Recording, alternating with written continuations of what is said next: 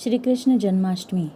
भाद्रपद कृष्ण पक्ष की अष्टमी को रात के 12 बजे मथुरा के राजा कंस की जेल में वासुदेव जी की पत्नी देवी देवकी के गर्भ से 16 कलाओं से युक्त भगवान श्री कृष्ण का जन्म हुआ था।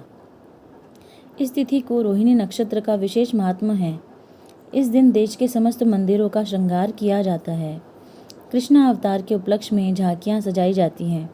भगवान कृष्ण का श्रृंगार करके झूला सजाया जाता है। स्त्री पुरुष रात के 12 बजे तक व्रत रखते हैं। रात को 12 बजे शंख तथा घंटों की आवाज़ से श्री कृष्ण के जन्म की खबर चारों दिशाओं में गूंज उठती है। भगवान कृष्ण की आरती उतारी जाती है और प्रसाद वितरण किया जाता है। प्रसाद ग्रहण कर व्रत को खोला जाता है। कथा।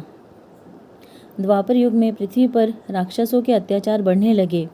पृथ्वी गाय का रूप धारण कर अपनी कथा सुनाने के लिए तथा अपने उद्धार के लिए ब्रह्मा जी के पास गई।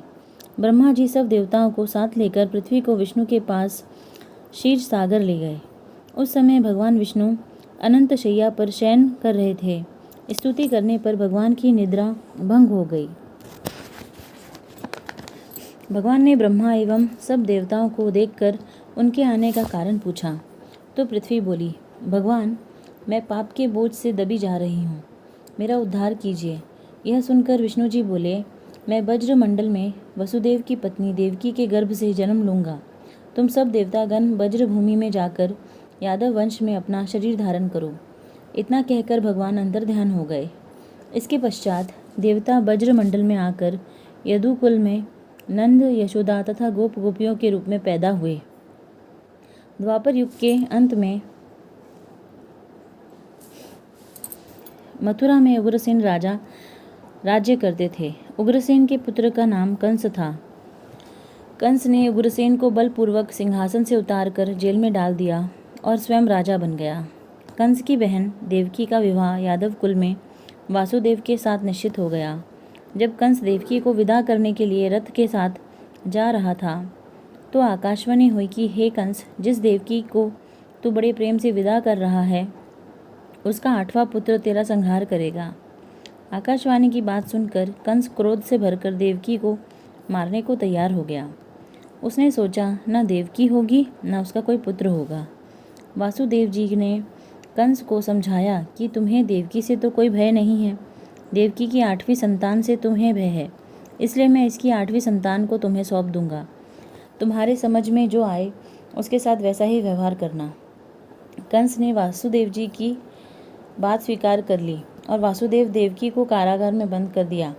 तत्काल नारद जी वहां आ पहुंचे और कंस से बोले कि यह कैसे पता चलेगा कि 8वां गर्भ कौन सा होगा, गिनती प्रथम से या अंतिम गर्भ से शुरू होगी। कंस ने नारद जी के परामर्श पर देवकी के गर्भ से उत्पन्न होने वाले समस्त बालकों को मारने का निश्चय कर लिया। इस प्रकार एक एक करके कंस ने देवकी के 7 बालकों को निर्दयतापूर्वक मार डाला। भाद्रपद के कृष्ण पक्ष की अष्टमी को रोहिणी नक्षत्र में श्री कृष्ण का जन्म हुआ। उनके जन्म लेते ही जेल की कोठरी में प्रकाश फैल गया।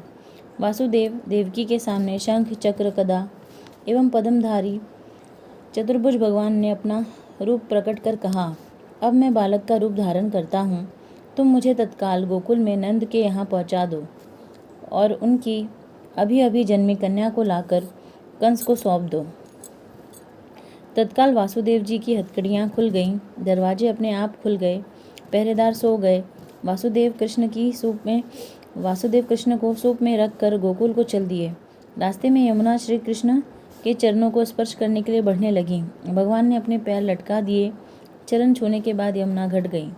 वासुदेव यमुना पार कर गोकुल में नंद के यहाँ गए। बालक कृष्ण को यशोदा जी की बगल में सुलाकर कन्या को लेकर वापस कंस के कारागार में आ गए।